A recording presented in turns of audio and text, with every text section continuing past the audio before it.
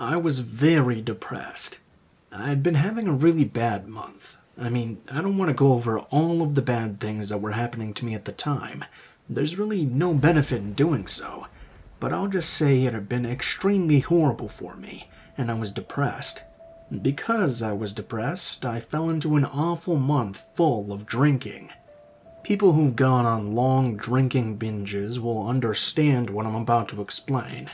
I began drinking heavier and heavier throughout the weeks, which just made me feel even more depressed and more dependent upon the alcohol as a result.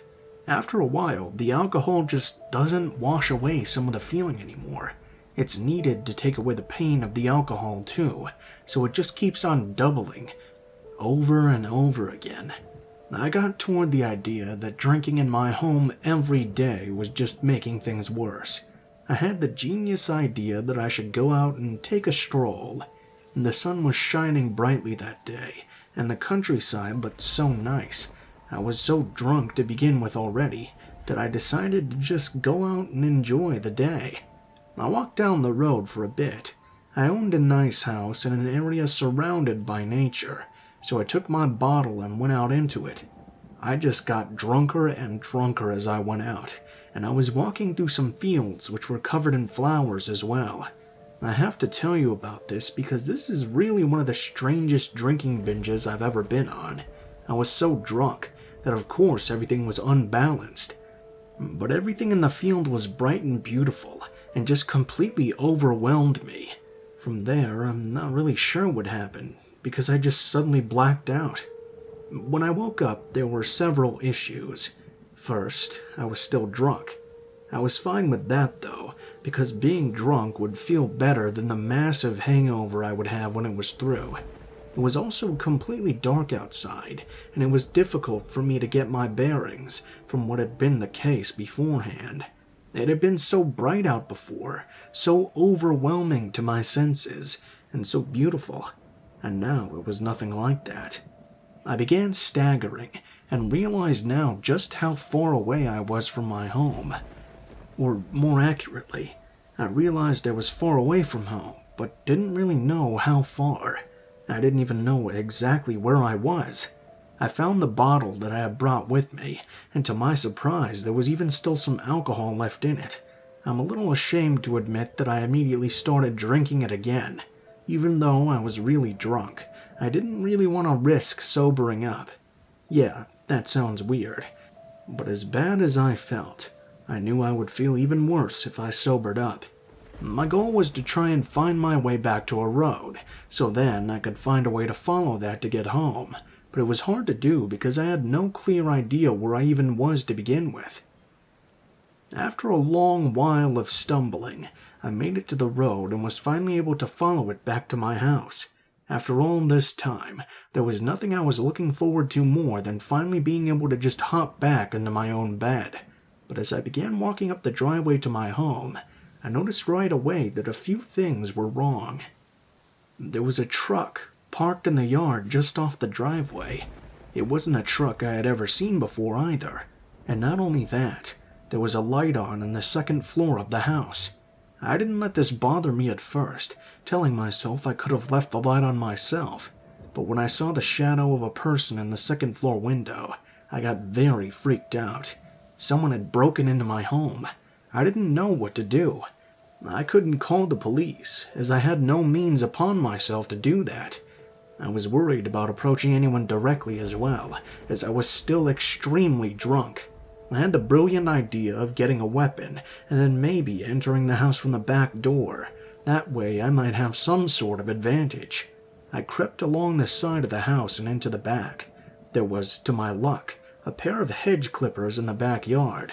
I grabbed those, and found my way over to the back door. The back door was locked, but I never had a good lock put on it. It would come open easily with just the right amount of force, so I tried to force the back door open, but it was proving to be much harder to do. I began to get impatient when I was not getting the results I wanted. I was always able to get this door open so easily before, and didn't think I was so drunk that I couldn't even accomplish something so simple. That was when the light to the kitchen, which the back door opened into, turned on. I was still holding the hedge clippers, and both me and them were visible through the window in the door. I was expecting to see a big guy, like a robber or something, but what I saw was a teenage girl, and she looked terrified. The girl had been frozen in place for a second, but then she turned and ran. I heard her scream something I'll never forget. "Dad, there's a guy outside our back door with hedge clippers." Even as drunk as I was, I realized exactly what had happened. This was not my house. I had stumbled upon someone else's and nearly broken into it in a drunk fit while I was holding a pair of hedge clippers. While I immediately dropped them, I ran back to the road as quickly as I could. As I got to the end of the driveway, I heard a gunshot behind me. I expected to feel a gunshot as well, but that didn't happen. Either it was a warning shot, or the shooter had just missed me. I didn't really care to figure out which one. No one came after me. I ran and stumbled down the road as long as I could. I kept worrying that the police were going to show up at some point and arrest me, but it never happened. I finally came upon my own home around dawn. I fell into my bed and slept for nearly 24 hours. When I got up, well, my hangover was a scary story for another day.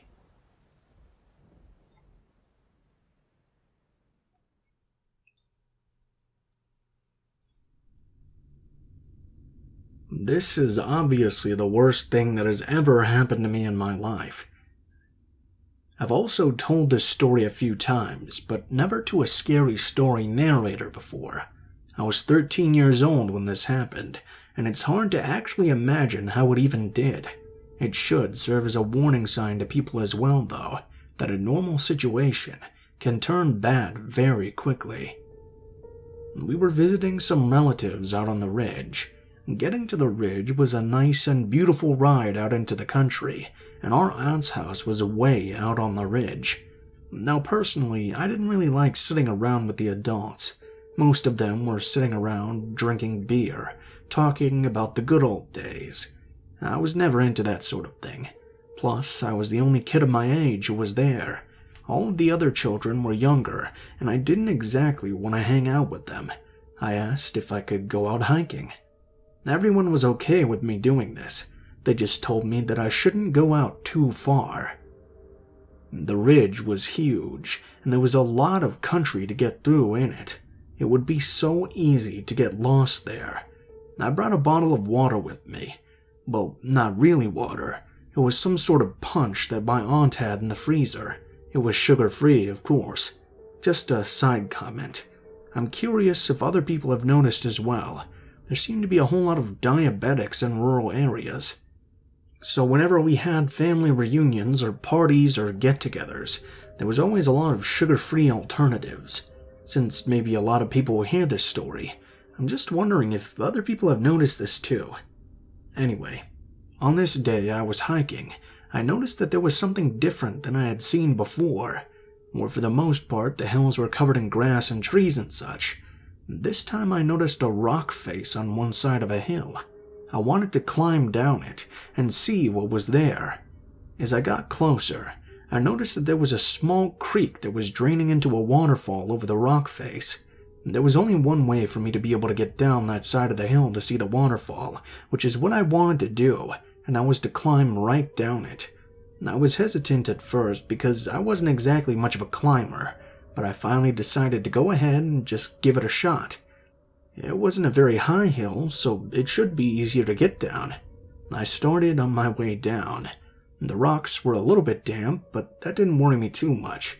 I was able to get enough of a solid grip as I climbed down, and I did so carefully in order to not slip on the wetness.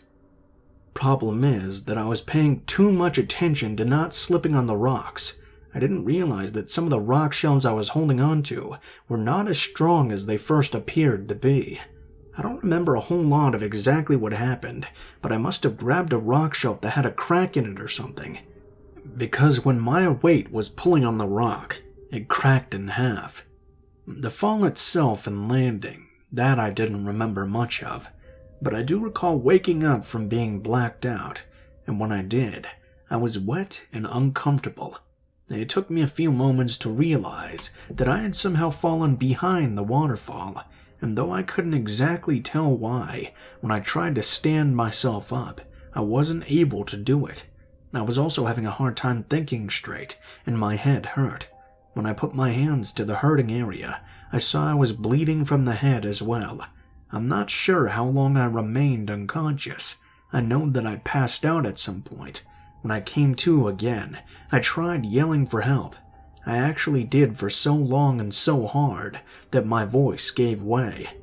The one good thing that I had going for me was that being so close to a waterfall, I wasn't exactly in danger of dehydrating, but little good that would do if no one was able to find me. From there, I can only tell you bits and pieces of what things were like. There was a lot of me going in and out of it.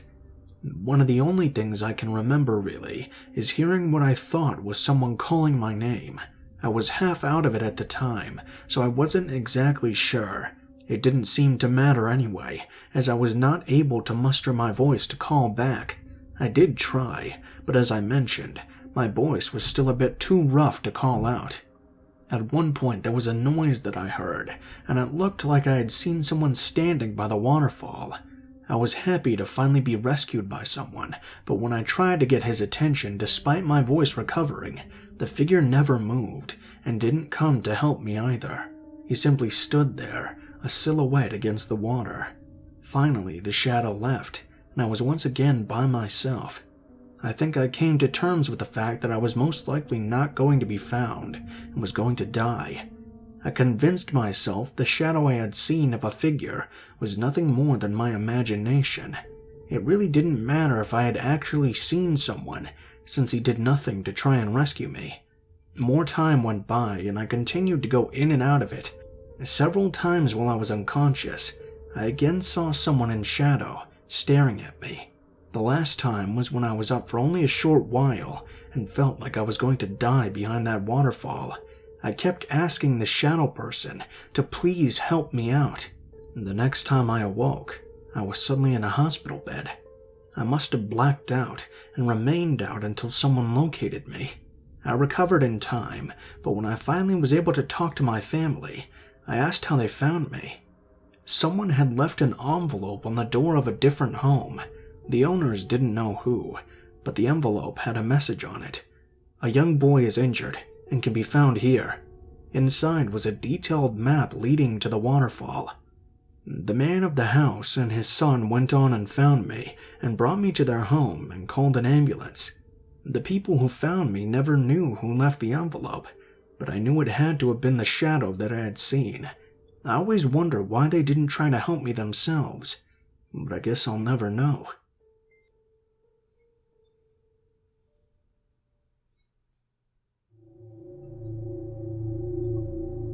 When I was 18, I had to move out of my parents' house, or more realistically, I was kicked out of the house. I stayed at the houses of some friends here and there, but I burnt a lot of bridges while doing that. By fall of that year, I was actually living out of my car. However, it was hard to find places to park and be able to sleep all night. If I parked in the parking lot of a store or an apartment complex, I ran the risk of being found out because I didn't have a parking permit for that sort of area. Well, I ended up driving out to this more rural area that was around where I had lived. I would park along the side of a dirt or rocky road in order to sleep. I was enough off the road to allow anyone to drive by, and cop cars and such never really ventured out onto those roads anyway, so I figured I didn't really have anything to worry about. It's important that this all happened in the fall. I fell asleep in the back seat of my car, covered in blankets because it was somewhat cold outside. It was normally very easy for me to fall asleep because I was always tired. When I woke up, it was because I heard a banging noise. Someone was banging on the window of my car. I thought it was a cop or something, so I looked out from underneath the blanket. It had been a damp day, and the leaves had been falling heavily. All of my windows were completely covered, so I couldn't see who or what was pounding on my car. Whoever it was, though, They kept pounding on my window. Not only that, they began shaking the car, and I heard some yelling as well. I was unable to tell what it was the person out there was even saying to me. It all just sounded like gibberish. But he kept on smacking the windows and shaking the car. Not knowing what to do, I decided I had to get out into the front seat and get out of there as quickly as possible. I started the car and started up the windshield wipers. I wasn't able to see anyone right in front of it, but the banging and shaking was still going on. It was blurry in front of the car, but I pulled out anyway. I drove away, unable to look back and see who it was that had been attacking my car. The back window was still covered with leaves. I just drove away. The direction I was facing drove me deeper into the hills. It ended up being a very scary drive for me. It was just terrifying. It was so dark, I was scared to stop my car at any point to clean off the windows. Fortunately, I eventually found my way to a paved road without having to turn around and go back to where I had parked. I drove to a friend's house, told him what happened, and he let me sleep there for the rest of the night. I never found out anything about who attacked me that night.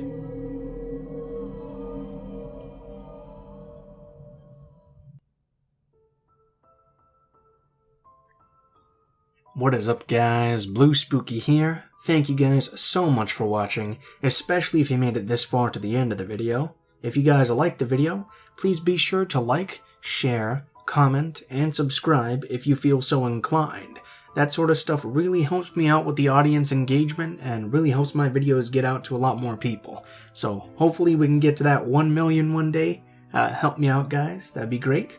Once again, starting this week on the second channel, we're going to be doing some true crime stuff, probably twice a week if I feel in the mood for it, and feel like doing all the research required. Those will be on Wednesdays/Thursdays and Saturdays/Sundays probably. So look forward to that if you're interested. There's a link to my second channel in the description. The name is Mr. Blue Sky, so keep an eye out for that. If you guys feel like contacting me for any reason, links to all of my social media will be in the description below, including my Facebook, Twitter, and Gmail accounts. Send me a message on any of those, and I'll try to get back to you as quickly as possible. If you do decide to send in a story, please make sure that it has proper grammar, and try to include as much detail as possible so it's long enough for me to include in a video. Also, please be sure to include in the tagline what the name of the story is, if it has one, what type of story it is, if it has a theme, and how you would like to be credited in the description of the video the story appears in. If you guys are curious about the art used in this video, links to my artist, Alan, will be in the description below. He does a lot of horror art stuff, and he's really good at it. He also does commissions, so if you guys have any projects you want to work on or something, please be sure to check him out. He can probably get you something really good. As usual, links to the music used in the video will be in the description below in the order which it appears. I think that's pretty much all for now, guys, so thank you guys so much for watching, and I hope you guys have a great day.